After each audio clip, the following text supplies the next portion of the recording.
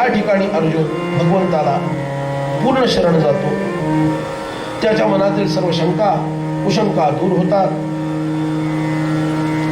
आणि अर्जुन आता भगवंत सांगेल त्याप्रमाणे वागायला तयार झालेला आहे. अर्जुन म्हणतो, नष्टो मोह स्मृतिर्लब्धा त्वत्प्रसादात् मयाच्युत स्थितोऽस्मि गतसन्देहः करिष्ये वचनं तव. गोपाल कृष्ण भगवान की जय. जय जय रघुवीर समर्थ. जो काही मोह निर्माण झाला होता, हे माझे हे परक्यांचे, भीष्म माझे, द्रोण माझे, एवढंच कशाला रे, दुर्योधन वगैरे पण माझेच का, रक्ताचं नातं आहे. म्हणून जो मोह निर्माण झाला होता आता तो तुझ्या उपदेशामुळं संपलेला आहे. नष्टो मोह, म्हणून मोहित झालेल्या जीवांना तारणारी गीता आहे. गीतेचं मुख्य फळ आहे मोह नष्ट करणं, निर्मोही बनवणं.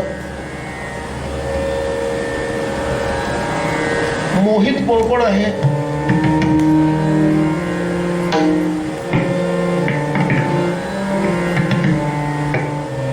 ज्याला देह माझा वाटतो तो प्रत्येक व्यक्ती मोहित आहे. ती प्रत्येक व्यक्ती मोहित आहे. देह माझा वाटत नाही त्यांनी हात वर करावे. फक्त संतच हात वर करू शकतात, लक्षात घ्या. क्षीरसागर महाराज इथं असते त्यांनी केला नसता, पण त्याचा अधिकार त्यांच्याकडे हात वर करायचा. आपण सगळे हात बांधून बसायचा अशा वेळेला, असे घट्ट धरून बसलोय मोहाला. तेव्हा म्हणून गीता सगळ्या आपल्या सर्वांसाठी उपदेश देणारी आहे. आपली ती आईच आहे. म्हणून गीतेला मातेचं स्थान सांगितलं. भगवद्गीता ही मातृस्वरूपिणी आहे आणि ती समजावी म्हणून तर आमच्या माऊलींनी आम्हाला मराठीमध्ये शिकवलं. भावार्थ दीपिकेच्या माध्यमातून पाळण्यातलं नाव तरी भावार्थ दीपिका आहे, तो पण नाव ज्ञानेश्वरी. जय जय रघुवीर समर्थ. आणि अशा प्रकारे जेव्हा अर्जुन म्हणतो नष्टो मोह स्मृतिर्लब्धा, अरे मला कळलं, मला लढायचं आहे, हे आत्मज्ञानी लोकांचं वचन नाही आहे बरं का अर्जुनाचं. कारण ज्ञानी जनांनी त्याला ज्ञानी पुरुष मानलेलं नाहीये. एक संदेह घालवतो. हे ज्ञानी पुरुषांसाठी असणारा उपदेश आहे हा. गीतेमुळं परमज्ञान होतं, पण अर्जुनाला शेवटपर्यंत अज्ञानीच मानण्यात आलेला आहे. जरी तो नर ऋषींचा अवतार असला, कारण नंतर अनुगीता शिकवली आहे आणि भगवंत चिडलेत त्याच्यावर.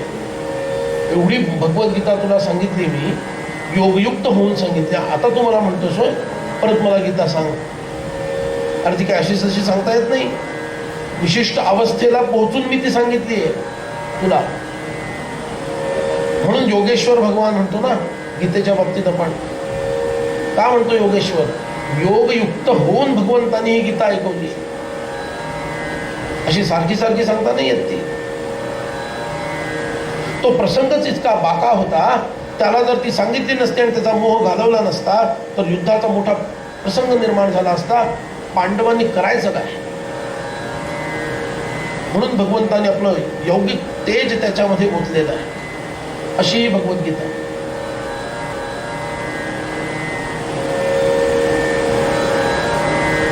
आणि स्थितोस्मी गतसंदेह, असा मी संदेह विरहित झालेलो आहे. आणि असं म्हणून संजयानी नंतर त्याचा सुंदर क्लायमॅक्स केलेला आहे या गीतेचा. तो असा सर्वांनी म्हणायचं माझ्या मागं, यत्र योगेश्वर कृष्ण यत्र पार्थो धनुर्धरः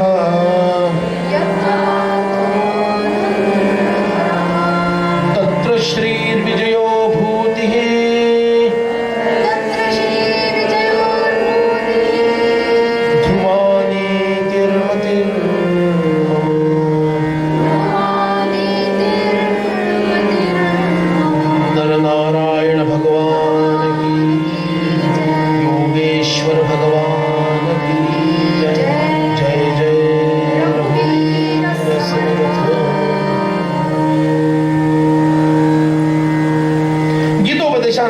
अर्जुनाने धनुष्य हातात घेतलं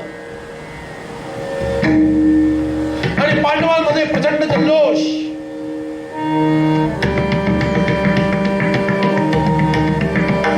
अत्यंत आनंद निर्माण झाला पांडवांच्या सेनेमध्ये. आणि असं झालेलं असताना एका भावाचं झालं तोपर्यंत दुसऱ्याच्या अंगात आलं. असं वाटावं अशी परिस्थिती निर्माण झाली. काय या एकाला गीता सांगितली आणि आता युधिष्ठिरांनी कवच काढून ठेवलं.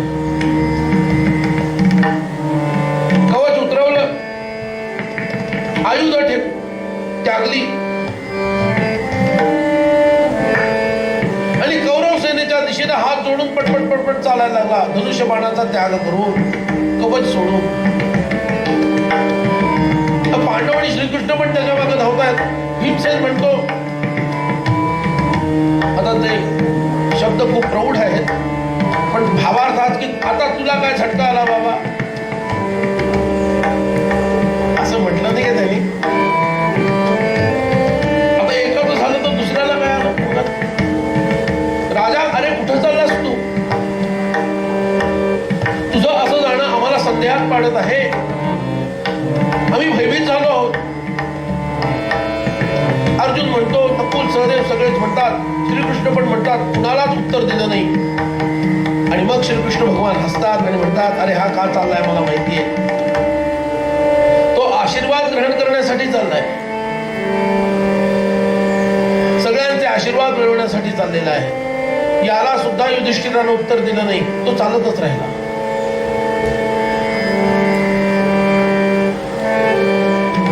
युधिष्ठिराचं असं तर कौरव सेनेमध्ये युधिष्ठिराची निंदा सुरू झाली. अरे हा पंडूचा पुत्र वाटत नाही, आधीच शरण येतोय वाटतं आपल्याला, एवढी मोठी सेना बघून. अरे रे रे रे, स्वर्गातल्या पंडूला काय वाटत असेल, कसला मुलगा आपला हा, अशी चर्चा कौरवांच्या सेनेत सुरू आहे.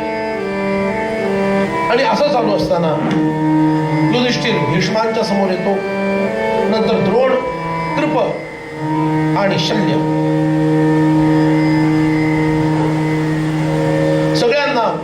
सगळ्यांच्या बाबतीत एकच घडलंय, थोडा थोडा बदल आहे. सगळ्यांची चरणवंदना केली, प्रत्येकाला प्रदक्षिणा घातली आणि विजयाची याचना केली.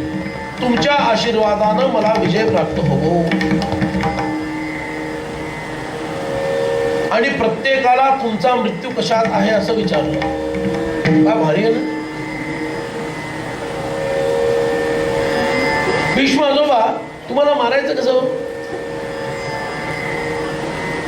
द्रोण गुरुजी, तुम्ही कसे म्हणणार, सांगाल का मला प्लीज?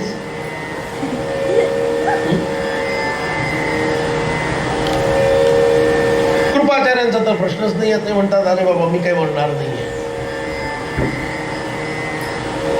मी काय म्हणत नाही. प्रत्येकाला विचारलं,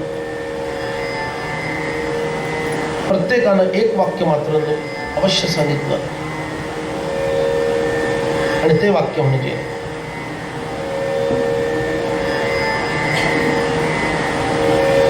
अर्थस्य पुरुषो दासः. आम्ही पैशानं बांधले गेलेले आहोत, भीष्म म्हणतात, द्रोण म्हणतात. आणि हे म्हणताना त्यांनी सांगितलं, मी नपुंसकासारखा तुझ्याशी बोलतोय.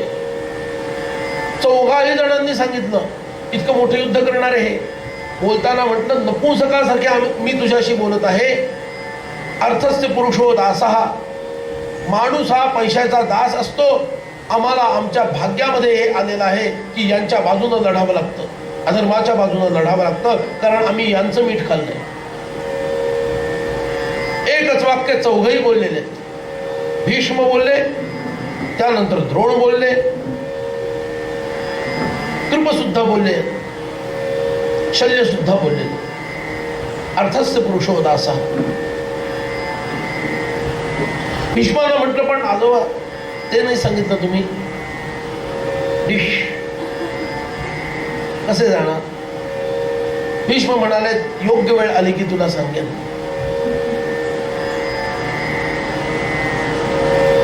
द्रोणाचार्यांना विचारलं. द्रोणाचार्य म्हणाले, अप्रिय वार्ता ऐकल्यानंतर रथामध्ये मी सर्व शस्त्रांचा त्याग करून जर प्रायोपवेशनासाठी बसू शकलो, म्हणजे तशी परिस्थिती जर तू निर्माण करू शकलास, तर त्याच एका स्थितीमध्ये मी मरण शक्य आहे. अन्यथा मी तुमच्याकडून मारला जाणं कदापि शक्य नाही. त्यांनी लक्षात ठेवलं. कृपांना विचारलं. कृप म्हणाले, मी मरणार नाही, कारण मी अमर आहे.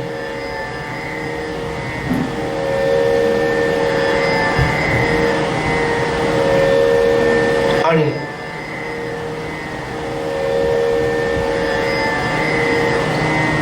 अशा प्रकारे युधिष्ठिराने प्रत्येकाला वंदन केलं. आणि हा युधिष्ठिर परत निघतो. पांडवांना हायसं वाटलं. परत आल्यानंतर कवच वगैरे चढवून पुन्हा आपला रथ मध्ये आणतो. आणखी एक घोषणा करतो. पांडवांकडचे वीर आणि कौरवांकडचे वीर यांनी दोघांनी विचार करावा आणि आत्ताच कुणाला दल बदल करायचा आहे ते करून घ्यावं. इलेक्शन नंतर चालणार नाही, म्हणजे युद्धानंतर चालणार नाही. आत्ताच दल बदल काही करायचा तो करा. असं म्हटल्यानंतर कौरव पक्षामध्ये असणारा युयुत्सु नावाचा धृतराष्ट्राचा पुत्र कौरवांच्या पक्षाचा त्याग करून पांडवांच्या पक्षामध्ये येतो आणि युधिष्ठिर त्याला बुके देऊन त्याचं स्वागत करतो. You are most welcome. दुर्योधनाचा असा जळफळाट होतो. अरे धृतराष्ट्राचा पुत्र असणारा हा माझी साथ द्यायच्या ऐवजी शत्रूची साथ देतोय. इतकं झाल्यानंतर मात्र प्रचंड मोठ्या भेरी वाजायला लागतात आणि युद्धाला तोंड फुटतं.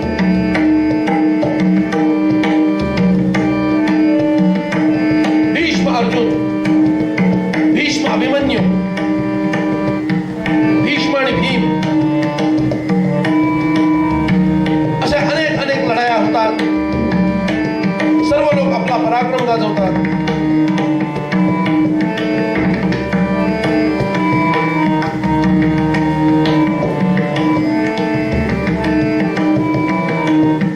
प्रथम दिनामध्ये भीमाने महागर्जना केली. इतकी भयंकर गर्जना होती की कौरव सेना भयभीत झाली. कौरव सेनेतील हत्ती, घोडे आणि कौरव सैनिक यांनी मलमूत्र विसर्जन केलं. अशी भयानक भीमाची गर्जना. आणि भीमाचं रौद्र रूप प्रकट झालं. प्रचंड आक्रमण त्यांनी केलं आणि दोन्हीकडून महासंग्राम प्रारंभ झाला. पण पाहता पाहता भीष्मांनी युद्धावर पकड मिळवली.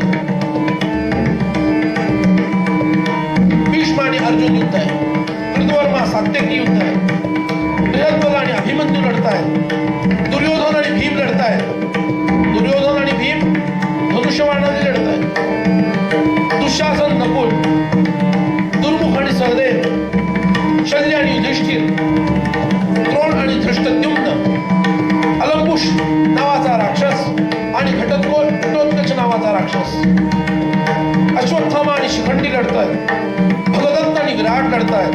कृप आणि कैकेयी बृहद्रथ लढतोय. बृहच्छत्र लढतोय. जयद्रथ आणि द्रुपद लढतोय. शकुनी आणि प्रतिविंध्य लढतोय. आणि असे अनेक योद्धे कौरव पक्ष आणि पांडव पक्ष यांचं युद्ध प्रारंभ झालं. देवासुर संग्रामासारखं असणारं युद्ध. देवी देवता सुद्धा युद्ध पाहायला आल्या. पायदळाने नियम मर्यादा सगळं भंग केलं. सगळे संकेत मोडले आणि भीमानं आपल्या रथानं कौरवांच्या सैन्यामध्ये खोल अशी मुसंडी मारली. भीष्म आणि अभिमन्यू यांचा संघर्ष झाला. भीमानं अभिमन्यूला प्रोत्साहन दिलं. मद्रराज शल्यानं उत्तर जो होता ना, उत्तर त्याच्यावर भीषण अशी शक्ती चालवली. उत्तर हत्तीवरून धाडकन खाली कोसळला आणि धराशायी झाला. पहिला वीर पडला. उत्तराचा भाऊ श्वेत क्रोध करून आक्रमण करतो. हा चवताळला आणि महाभयंकर युद्ध त्यांनी चालू केलं. शल्याच्या रक्षणासाठी दुर्योधन धावलाय, पण श्वेतानं प्रचंड मोठा संहार कौरवांच्या सेनेचा प्रारंभ केलाय. आता श्वेताच्या निवारणासाठी स्वतः भीष्म आले. 2 बैल 2 हत्ती झुंजावेत तसे झुंजाय. भीष्मानं श्वेताला गर्जनित केलं, पण तरी सुद्धा हा युद्धामध्ये अडीक राहिला, उभा राहिलाय. आणि 3 वेळा भीष्मांचं धनुष्य त्यांनी तोडलंय. श्वेतानं भीष्मांचं धनुष्य 3 वेळा तोडलं. तर भीष्मांनी त्याचा रथ सारथी सगळे भ्रष्ट करून टाकले. श्वेतानं शक्तिप्रयोग केला, पण भीष्मांनी तो निरस्त करून टाकला. आपल्या गदा प्रहाराने त्यांनी रथ भंग करून टाकला. भीष्म दुसऱ्या रथात जाऊन चढले. आकाशवाणी झाली, श्वेताला मारण्याचा प्रसंग समय जवळ आलेला आहे. भीष्माने श्वेतावर 60 बाण सोडले आणि त्याचं निवारण केलं. अजिंक्य अमोघ सरळ आणि तीक्ष्ण जाणारी बाणासारखी ब्रह्मास्त्राचे अभिमंत्रण करून श्वेताचं हृदय भेदून टाकलं आणि श्वेत सुद्धा धराशायी झाला. पांडवांचे 2 मोठे वीर नष्ट झाले.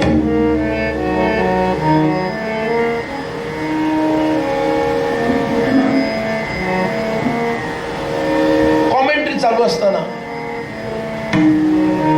म्हणजे कारण ही कथा नंतर सांगितली ना, ती चालू असताना धृतराष्ट्राने दुर्योधनाला खूप नावं ठेवली.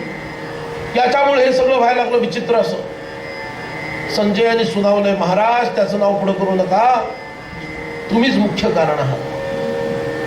त्या दुर्योधनाला उगीच नावं ठेवू नका, मुख्य कारण तुम्हीच आहात, लक्षात ठेवा. सिंहासनावर तुम्ही बसलेले आहात. जसं एखादा मुलगा प्राप्तपणे वागत असला तरी नावं आई वडिलांनाच ठेवली जातात. का? कारण त्याची जबाबदारी कोणावर आहे? आई वडिलांवर आहे.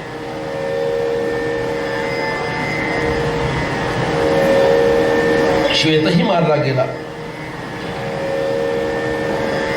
शंखानं शल्यावर आक्रमण केलं. भीष्मांनी शंखाचा रथ नष्ट केला. अर्जुनाच्या रथात शंख बसतो आणि भीष्मांद्वारे पांडवांच्या सेनेचा भयंकर असा संहार सुरू झाला. संध्याकाळी युद्धविराम झाला.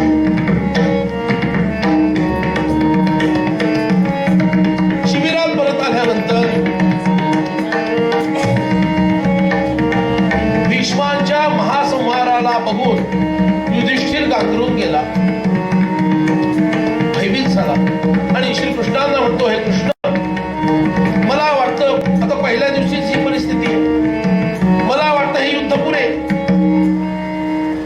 शक्यतो श्रोत्यांनाही युद्ध पुरेच वाटत असतं. 18 दिवसाचं युद्ध आहे.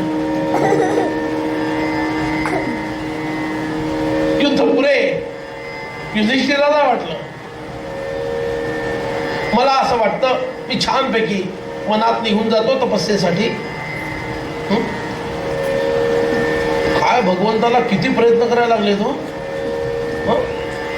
राज्य ह्यांना मिळवायचंय का भगवंताला मिळवायचंय?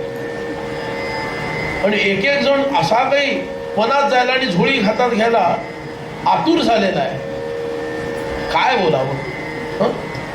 हा म्हणतो, पहिल्या दिवशीच मी बघितलं बाबा त्या भीष्माचा पराक्रम. मला असं वाटतं युद्ध थांबवावं. मी झोळी घालतो, जातो तपस्येला. माझ्या मित्रांचा इतका भयंकर संहार या भीष्मांनी केला, मला पाहावेना असं झालं. अरे हा भीम एकटा अगदी तळमळीनं जरी लढला तरी काय उपयोग आहे. भीष्मांकडे द्रोणांकडे संहारक अस्त्र आहे आणि अर्जुन तटस्थ आहे.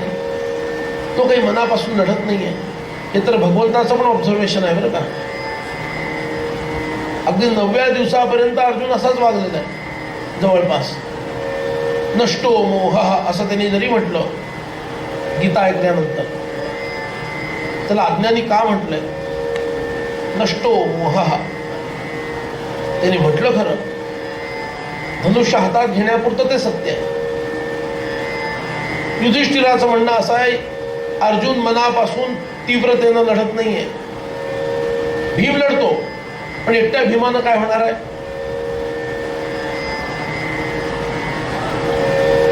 अशामुळं आमचा कायमचा विनाश होणार आहे. श्रीकृष्णांनी त्याला धीर दिला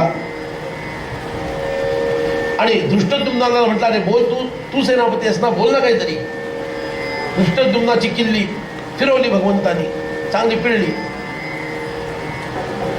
आणि धृष्टद्युम्नानं आव्हान स्वीकारलं, मी सेनापती आहे, उद्या बघा मी काय करतो ते. असं म्हणून दुसऱ्या दिवसाचं युद्ध प्रारंभ झालं.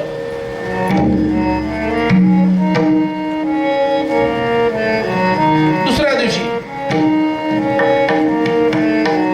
धृष्टद्युम्नानं क्रौंच नावाचा व्यूह रचला.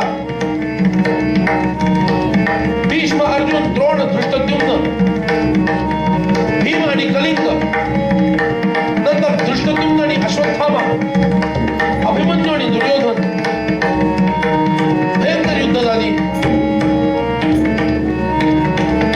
भीष्म आणि अर्जुन यांच्यामध्ये भीषण युद्ध झालं आणि दोघांकडून अपरिमित असा संहार झाला. दोघेही अजय्य राहिले. भीमानं पण भयंकर संहार केला, प्रचंड गर्जना केली. शत्रूचं असं मत निर्माण झालं, भीम हा माणूस नाही, महाभयंकर राक्षस आहे कोणीतरी. कारण भीम काय करत असे, युद्धाला रथातून जात असे आणि समोर त्याला शत्रूचं सैन्य दिसलं, असा आवेश चढत असे. एकटाच रथ, बाकीचं सेना जाऊ दे बाजूला, एकटाच रथ घेऊन सैन्यात घुसत असे. म्हणजे भीमाच्या अवतीभोवती हजारो लाखो कौरवांचे सैनिक आणि भीमाचा रथ एकट्याचा बिनधास्त आत जात असे. आणि जायचं, आपली गदा गरगर फिरवायची, एखाद्या हत्तीला मारायची, हत्तीला पाडलं, त्या हत्तीला गरगर फिरवून 10 हत्ती पाडायचे आणि असं करत हत्तींची सेना सगळी संपून टाकायची. अशा प्रकारे भीमाचं हे युद्ध आहे. हत्ती, घोडे, माणसं इतकी मारली त्याने आणि तलवारीने सुद्धा तो लढलेला आहे. भ्रांत, उद्भ्रांत, आवित, आप्लुत, प्रसृत, कृत, संपात आणि समुदीर्ण अशा प्रकारचे डावपेच त्यांनी केलेले.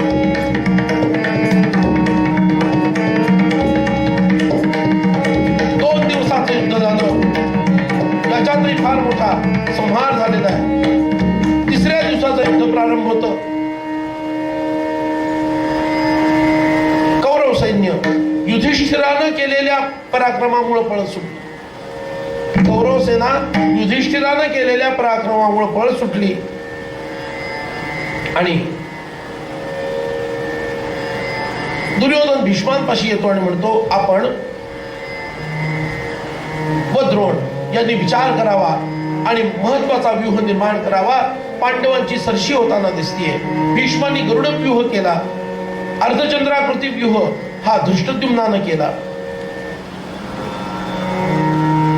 तुम्ही पांडवांचे उपकारी आहात, त्यामुळे तुम्ही तिघही म्हणजे कोण, भीष्म, द्रोण आणि कृप मनापासून लढत नाही आहात. मग दोन्हीकडे गंमत आहे. इकडं युधिष्ठिर अर्जुनाला नावं ठेवते, इकडं दुर्योधन भीष्म, द्रोण आणि कृप यांना नावं ठेवतो. तुम्ही मनापासून लढत नाही आहात. आपणच एवढे म्हणू शकतो, मी मनापासून सांगतोय कथा आणि तुम्ही मनापासून म्हणू ना, हा मनापासून कथा ऐकता. दोन्हीकडे असा संभ्रम निर्माण झालाय. असं म्हटल्यानंतर भीष्मांनी अमित पराक्रम केला. शेकडो हत्ती भीष्मांनी बाणाच्या शक्तीने मारून टाकले. आपलं दिव्य लाघव दाखवलं. श्रीकृष्ण अर्जुनाला म्हणतात, अरे काय तू नुसतं बघत बसणार आहेस का? त्या भीष्माला अडवायचंय की नाही? का नुसतं तोंड बघत बसणार आहेस? लढायचंय की नाही? आणि मग भीष्म आणि अर्जुन यांचं निकराचं युद्ध सुरू झालं तिसऱ्या दिवशी. तरी सुद्धा भगवंताला ते पटलेलं नाहीये. भगवान म्हणतात, तू सौम्य आहेस, मनापासून लढत नाही. तो बघ भीष्म कसा भयंकर संहार करत निघालेला आहे. आणि भगवंतानी आपलं सुनाभ नावाचं चक्र उचललं तिसऱ्या दिवशी. सुनाभ नावाचं चक्र घेऊन भीष्माच्या अंगावर भगवान धावत गेलेले.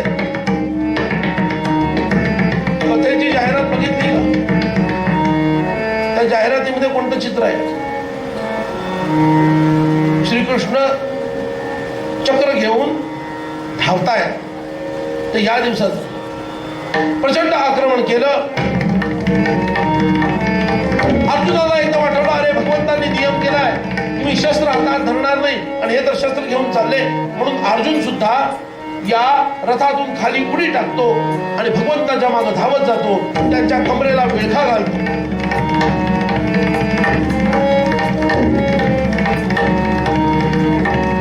आणि भगवंताला 100व्या पावलावर त्यांनी रोखलं.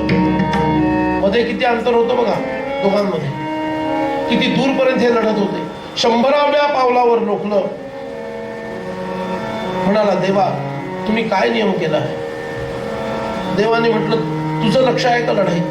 युद्धात तुझं लक्ष आहे का? सगळे पांडवांची सेना संपवायची? काय वेग आहे त्या भीष्माचा बघितलास?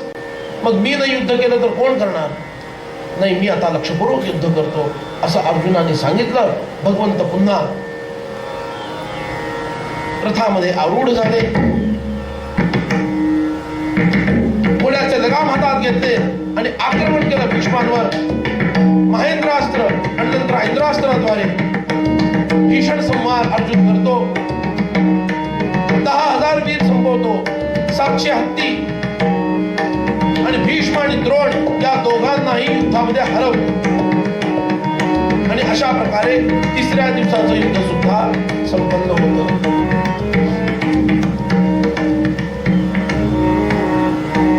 दिवस चौथ्या दिवशी भीमाद्वारे कौरव पक्षाचा भीषण संहार चालू झाला. भीष्म आणि अर्जुन यांचं द्वैरथ युद्ध झालं. भीमानं अनेक हत्ती घोडे मारले, पण भीष्मांनी बाण मारून भीमाला मूर्छित केलं आणि घटोत्कच प्रकट झाला आणि घटोत्कचानं माया युद्ध प्रारंभ केला. भीम एकदा दुर्योधनाला मूर्छित करतो, तर एकदा दुर्योधन त्याला मूर्छित करतो. घटोत्कचाचं युद्ध झालेलं आहे दुर्योधनाबरोबर आणि कौरवांचा पराभव करून कौरव माघार घेतात. या दिवशी भीमानं दुर्योधनाच्या बांधवांना मारायला प्रारंभ केला चौथ्या दिवशी, आणि आजपासून रोज तो त्यांना मारणार आहे. धृतराष्ट्र पुत्रांना मारायला प्रारंभ केला. चौथ्या दिवशी युद्ध जेव्हा संपलं, आपल्या भावांच्या मृत्यूमुळे दुर्योधन अत्यंत दुःखी आहे. भीम आणि त्याचा पुत्र घटोत्कच या दोघांचा विशेष असा शिबिरामध्ये सन्मान करण्यात आला आणि भीष्मांनी विश्वोपाख्यान सांगितलं.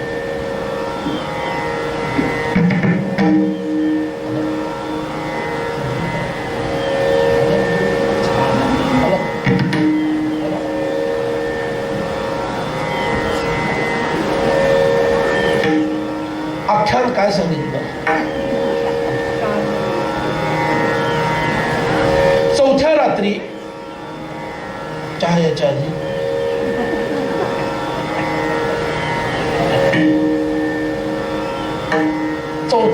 दुर्योधन वैतागून भीष्मांच्या कक्षामध्ये जातो आणि म्हणतो, हे पांडव काही केल्या मरत कसे नाही? तो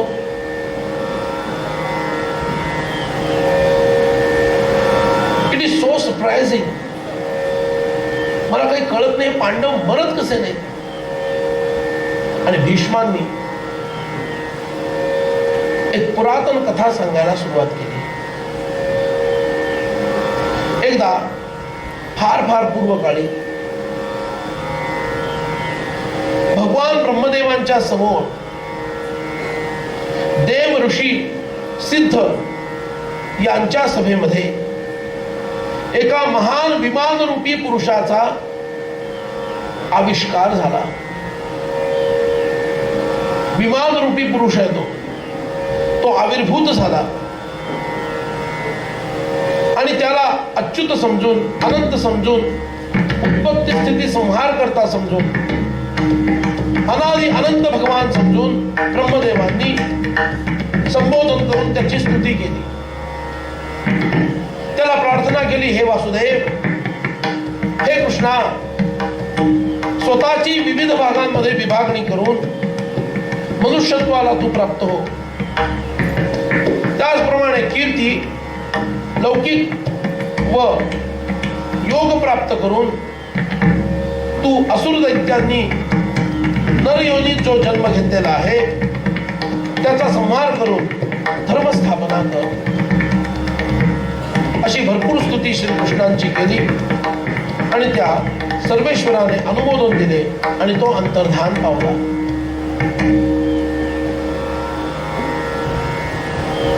आणि त्यानंतर त्या भीष्मांनी श्री विष्णूंचं अधिक विस्तारानं दुर्योधनाला त्याच्या कौतूहलापोटी वर्णन करून सांगितलं आणि शेवटी हे सांगितलं, तोच नारायण आता कृष्ण बनून आलेला आहे. नर हा ऋषी अर्जुन बनून आलेला आहे. त्याचा जो द्वेष करतो तो राक्षस समजावा व जो करत नाही, तो जो त्याला जाणत नाही की श्रीकृष्णच भगवान नारायण आहेत आणि अर्जुनच नर आहे, हे जो जाणत नाही त्याला तामस समजावं. असं सांगून या वृत्ती त्यागून तू पांडवांची समेट घडव आणि श्रीकृष्णांच्याच केवळ संरक्षणामुळं पांडव सुरक्षित आहेत असं निक्षून भीष्मांनी दुर्योधनाला सांगितलं. समर्थाची या सेवका भक्त पाहे, असा सर्वभूमंडळी कोण आहे. जयाची लीळा वर्णिती लोकतिनी, निपेक्षी कदा रामदासाभिमान. जय जय रघुवीर समर्थ. आणि दुर्योधन सुद्धा इतका भारावला की त्याला सुद्धा हे अजब कसं काय आहे असं वाटलं. आणि त्यालाही वाटलं की आता आपण थोडी विश्रांती घ्यायला हवी. म्हणून तो विश्रांती घ्यायला चौथ्या दिवशीच्या रात्री गेला. चौथ्या दिवशी रात्री पुरातन कथा सांगितल्यानंतर दुर्योधन सुद्धा भारावला गेला, पण नुसताच भारावला गेला. सकाळी उठल्यानंतर त्याची मनस्थिती काही बदलली नाही. मी समेट घडवतो असं त्याला काही म्हणावं असं वाटलं नाही. तोपर्यंत सुद्धा बरेच लोक वाचू शकले असते, पण त्याची बुद्धीच तशी झाली नाही. आणि 5व्या दिवसाला युद्धाला प्रारंभ झाला. भीष्म आणि द्रोण या दोघांनी महाभयंकर संहार केला. तर इकडं भीम आणि अर्जुन या दोघांनी सुद्धा महाभयंकर संहार केला. भीष्म आणि अर्जुन यांचं द्वैरथ युद्ध झालं, पण त्याचा निकाल काही लागला नाही. सात्यकी आणि भूरिश्रवा यांच्यात युद्ध झालं. सात्यकीच्या मुलांचा वध भूरिश्रव्याने केला.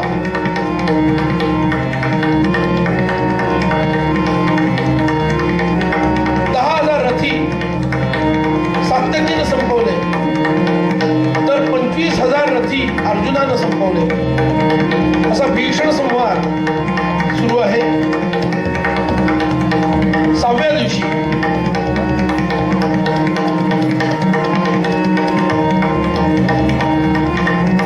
भीम, धृष्टद्युम्न आणि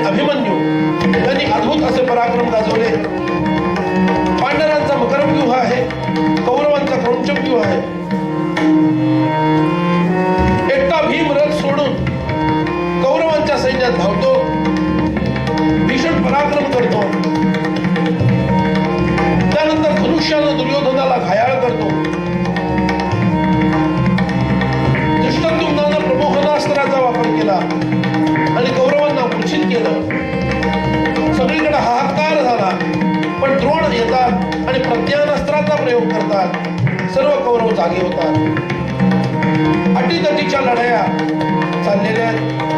7व्या दिवशी भीष्म आणि अर्जुन यांचं युद्ध पुन्हा होतं.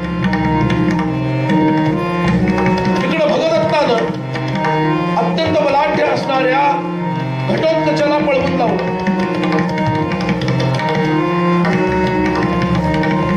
युधिष्ठिर आणि चेकितान यांचं युद्ध होतं. आणि अशा प्रकारे मोठी युद्ध होतात. दोन्हीकडच्या सेनांचा मोठा संहार होत आहे. आणि आठवा दिवस उजाडतो. भीमानं कौरवांचा महासंहार केला. दुर्योधनानं विलाप चालू केला. हा भीम कसा काय आटोपत नाही? या भीमाला आटोपायचा मार्ग कोणता? हा बिंदासपणे आपल्या सैन्यात आत घुसतो काय? आणि लाखो लोक कौरवांचे सेना त्याच्या आजूबाजूला असताना सुद्धा त्याला काही होत कसं नाही? भीष्मानं सांगितलं, आमचं न ऐकण्याचा हा परिणाम आहे. लक्षात ठेव दुर्योधना, जो धार्तराष्ट्र म्हणजे धृतराष्ट्राचा मुलगा, तुझा भाऊ, जो कोणी भीमाशी लढेल त्याला मरणाचं मुख बघावं लागेल, एवढं लक्षात ठेव. पण दुर्योधनानं टोचून खूप बोलल्यामुळं दोघही वयोवृद्ध महाधनुर्धारी आहत झाले. आणि एकाच वेळेला दोघांनी अमित पराक्रम गाजवला, म्हणजे भीष्म आणि द्रोण यांनी. आणि द्रोणांचा पराक्रम बघून हे एकटेच द्रोण अख्खी पांडवांची सेना आरामात संपून टाकू शकतात असं पांडवांना वाटायला लागलं.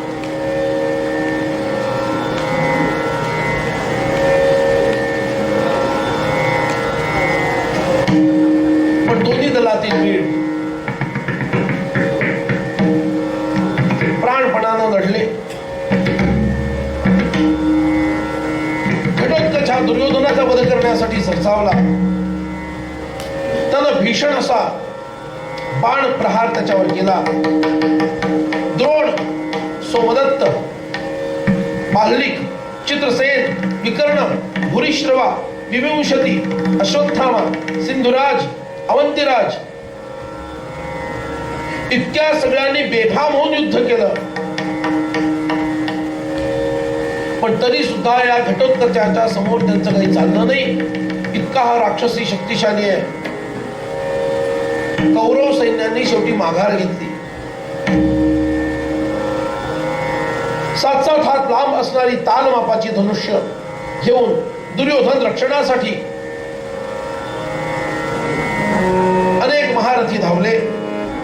आता दुर्योधन वाचतो की नाही असं वाटायला लागलं. सर्व बाजूनी तीव्र हल्ला झाला. व्यथित झालेल्या घटोत्कचानं उड्डाण केलं आणि तो आर्त सर्वांना बोलायला लागला. युधिष्ठिराच्या सांगण्यावरून भीमसेन स्वतः त्याच्या रक्षणासाठी गेलेला आहे. आणि त्यानंतर मात्र या पितापुत्रांनी असा काही अद्भुत पराक्रम गाजवला. भीम आणि घटोत्कच यांनी निकराची युद्ध केली. पांडव मागं पडतात. दुर्योधनाची बाजू ढिली पडते बघून द्रोण आणि भीष्म दोघही मदतीला गेले. अश्वत्थामा मदतीला गेला. भीम आणि दुर्योधन दोघांनी एकमेकांना एकदा मूर्छित केला बाणांनी. अभिमन्यू आणि घटोत्कच भीमाच्या मदतीला जातात आणि घटोत्कचांनी राक्षसी माया पसरवली. त्यामुळं कोण कुणाशी लढतं हेच कळेल असं झालं. आणि आपली सेना मारली जात आहे असं वाटून कौरव सेनेचं पलायन झालं. तेव्हा भीष्मांनी भगदत्ताची योजना केली आणि भगदत्तानं अनेक दिव्यास्त्र घटोत्कचावर सोडली, पण ती विफल झाली. इकडं भीम आणि घटोत्कच यांना अर्जुनाची साथ लाभली आणि आता पांडव चढचढ ठरायला लागले. भीमानं अद्भुत पराक्रम गाजवला. त्यानं तर द्रोणाचार्यांचं निवारण केलं, द्रोणाचार्यांना परत पाठवलं आणि इकडं तो दुर्योधनाच्या भावांना मारतोय आणि इकडं द्रोणाचार्यांना अडवतोय. इतका अपरिमित पराक्रम भीम करतो आणि सगळे दुर्योधनाचे भाऊ भीम म्हणजे आपला कर्दनकाळ आहे असं मानून इकडं तिकडं सैरावाळ्या पळत सुटले. रात्र झाल्यामुळे युद्ध विराम झाला आणि चांडाळ चौकडीची मंत्रणा सुरू झाली 8व्या दिवशी. अरे कौरव आणि पांडवांची सेना मरण्याच्या ऐवजी कौरवांचीच सेना मरतीये. कर्ण म्हणतो भीष्म पांडवांवर दया दाखवतात. अरे तू त्यांना शस्त्रत्याग करायला सांग. जर त्यांनी शस्त्रत्याग केला तर उद्याच्या उद्या मी धनुष्यबाण घेऊन युद्धाला उभा राहतो आणि बघ कशी खांडोळी करतो सगळ्यांची. तर कर्णाचं कायम आहे. इतक्या वेळेला पळून गेलेला, मार खाल्लेला आहे त्यांनी, पण तरी त्याचा हा हे का काही संपत नाही.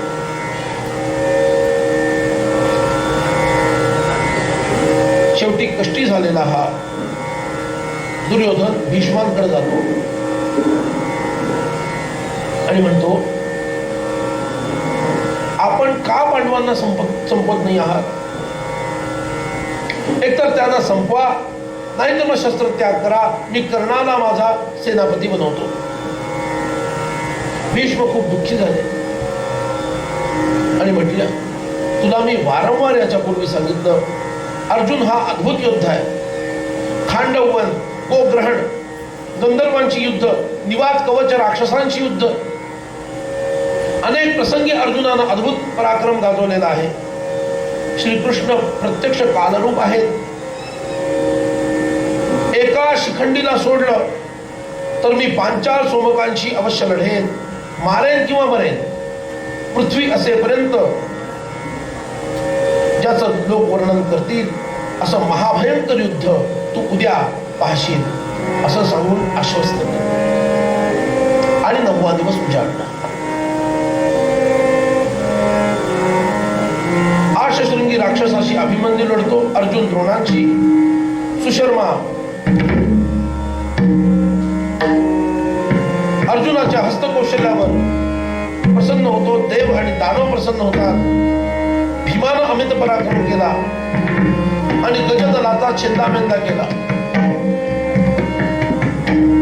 रुद्ररूप असणारा भीम कौरवांसाठी कर्दनकाळ करू लागला. इकडं भीष्माद्वारे पांडवांच्या सेनेचा महासंहार सुरू आहे. अर्जुन रोखण्याचा प्रयत्न करतोय. सर्व पांडव अर्जुनाच्या मदतीला जात आहेत. भीम बालिकावर आक्रमण करतो आणि विजय मिळवतो. पण एवढं सगळं होऊन सुद्धा भीष्मांनी 14,000 पांडवांचे मुख्य रथी संपवले. 14,000 महारथी संपवले. श्रीकृष्णांना आजही वाटतं की अर्जुन हा सौम्यपणे लढतोय आणि भीष्म मात्र भीषण युद्ध करत आहेत आणि म्हणून भगवंत चिडले आणि थेट रथातून उडी मारली खाली.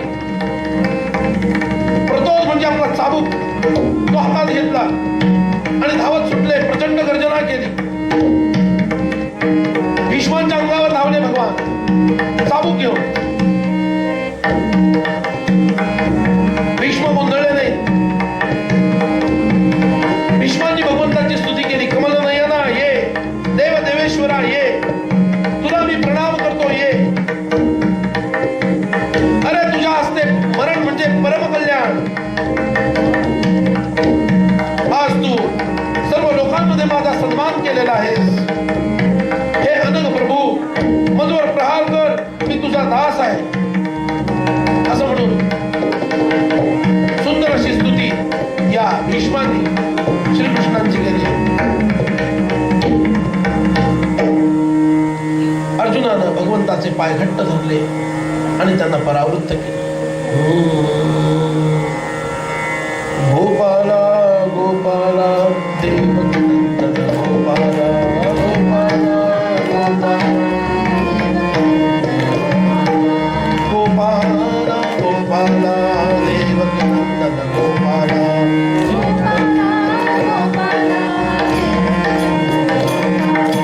गोपाला गोपाला देवकी नंदन गोपाला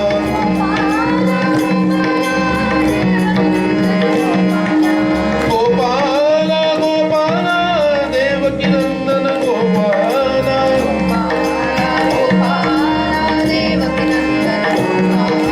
गोपाला गोपाला गोपाला देवकी नंदन गोपाला गोपाला गोपाला देवकी नंदन गोपाला गोपाला गोपाला गोपाला देवकी नंदन गोपाला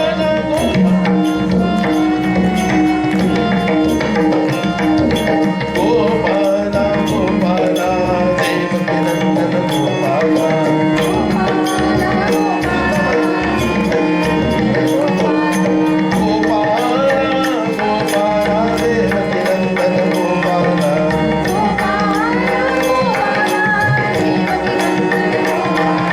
गोपाला गोपाला गोपाला देवकी नंदन गोपाला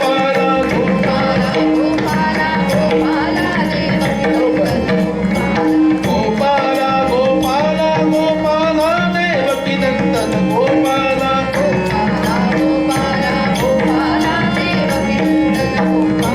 गोपाला गोपाला देवकी नंदन गोपाला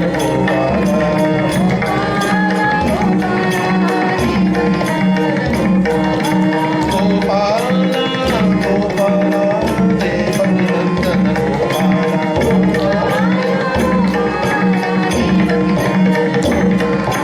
गोपाला गोपाला देवकी नंदन गोपाला सर्वांनी मोठ्याने गोपाला गोपाला देवकी नंदन गोपाला गोपाला गोपाला गोपाला देवकी नंदन गोपाला गोपाला गोपाला गोपाला देवकी नंदन गोपाला गोपाला गोपाला देवकी नंदन गोपाला गोपाला गोपाला देवकी नंदन गोपाला देवकी नंदन गोपाला देवकी नंदन गोपाला देवकी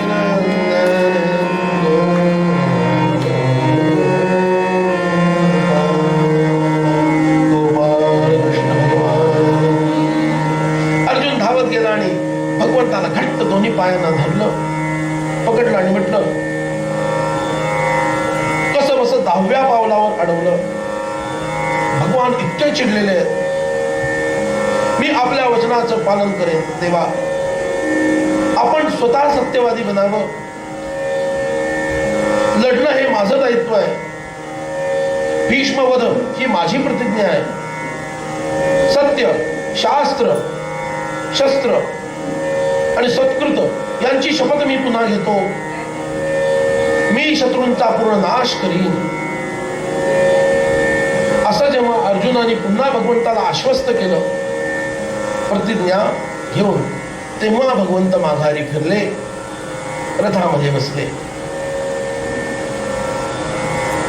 इतकं जरी झालं तरी अर्जुनाला भीष्मांना रोखता आलं नाही.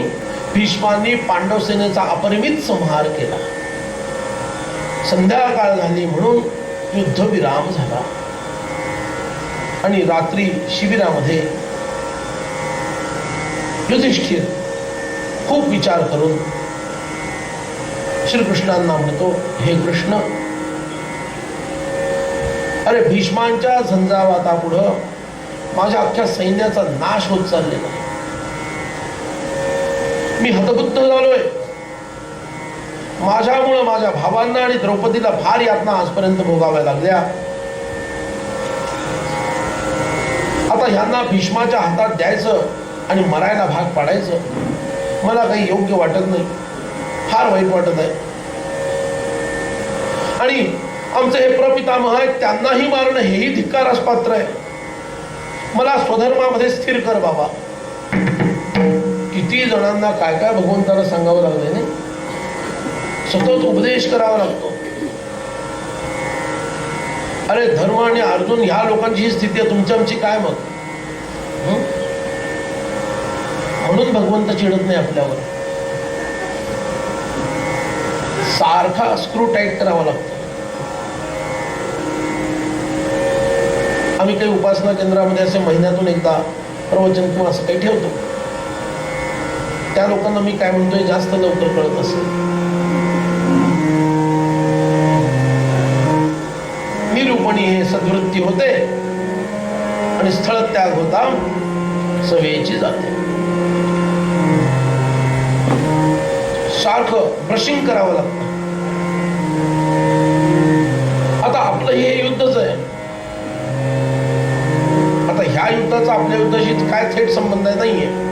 अप्रत्यक्षपणे या लोकांसाठी यांचा स्वधर्म प्रत्यक्ष युद्ध करणं आहे. पण आपला स्वधर्म काय आहे? आपलं युद्ध कोणतं आहे? प्रपंच करताना भगवंताला विसरणं म्हणजे प्रपंच जिंकणं. प्रपंच तुमच्यावर तुमच्यापेक्षा बलवान ठरला आणि प्रपंच करताना भगवंताला न विसरणं म्हणजे तुम्ही प्रपंचावर भारी पडला. येते का लक्षात मी काय म्हणतो ते? आमचं कर्तव्य काय हे मला कळायचं बंद झालंय असं युधिष्ठिर म्हणतो. ते रणभूमीच्या संदर्भातील कर्तव्य आहे. आपली रणभूमी कोणती आहे? आपला प्रपंच ही आपली रणभूमी आहे. तिला रणभूमी मानलं का आजपर्यंत आपण? कधी नाही मानलं. कोण मानतं? संत मानतात. उदाहरण सांगू, तुकोबांचं उदाहरण सांगतो. रात्रंदिन आम्हा युद्धाचा प्रसंग, अंतर्बाह्य मन आणि जग. म्हणजे त्यांच्या दृष्टीनं रणभूमी आहे की नाही? दोन रणभूमी आहेत त्यांच्या दृष्टीनं. एक बाहेर आहे, एक आत आहे. अंतर्बाह्य रण मन आणि जग. आतमध्ये मन, बाहेर जग. जग सुद्धा रणभूमी वाटते, मन सुद्धा रणभूमी वाटते. म्हणून आपल्या लक्षात यायला पाहिजे की आपण सुद्धा लढायचं असेल, आपला स्वधर्म काय असं आपण भगवंताला म्हणावं. त्यांनी सांगितलं तर ठीक, नाही तर संतांची वचनं घ्यावीत मदतीला. आपल्या प्रपंचाला रणभूमीप्रमाणे कोण पाहू शकतो? ज्याला त्याच्यावर जय मिळवायचा आहे त्याला. जो त्याच्याकडून हार खाणार आहे त्याला ती रणभूमी वाटत नाही. प्रपंचामध्ये सुख आहे असं ज्याला वाटतं तो त्याच्या पुढे हरतो. त्याला जिंकावं असं कुणाला वाटतं? प्रपंचावर जय मिळवण्याची इच्छा असणाऱ्यांना वाटतं. म्हणजे याच्या पलीकडे जाऊन मला आनंदाची प्राप्ती करायची आहे. म्हणून ते रणक्षेत्र आहे असं लक्षात घेऊन ती व्यक्ती त्या भौतिकावर जय मिळवण्यासाठी, विजय मिळवण्यासाठी प्रयत्न करते. आणि तो विजय काय आहे? सगळं काम करत असताना भगवंताचं अखंड स्मरण ठेवणं हा त्याचा उपाय आहे. बरोबर आहे?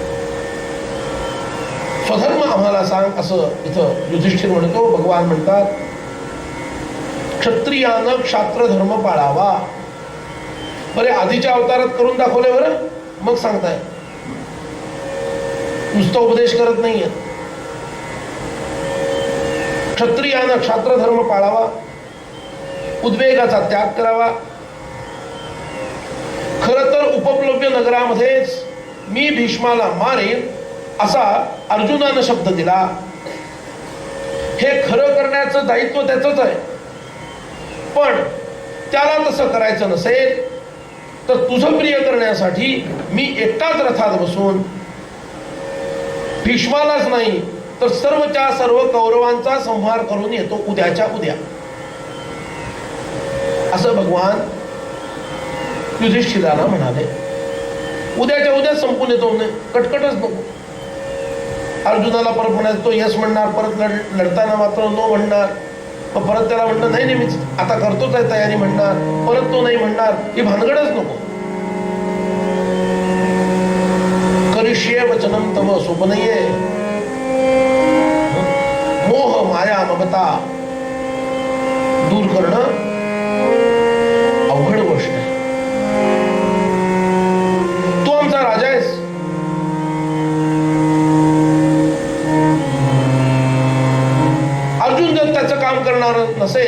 तर मी माझी प्रतिज्ञा बाजूला ठेवून माझं काम, तुझं काम करायला तयार आहे.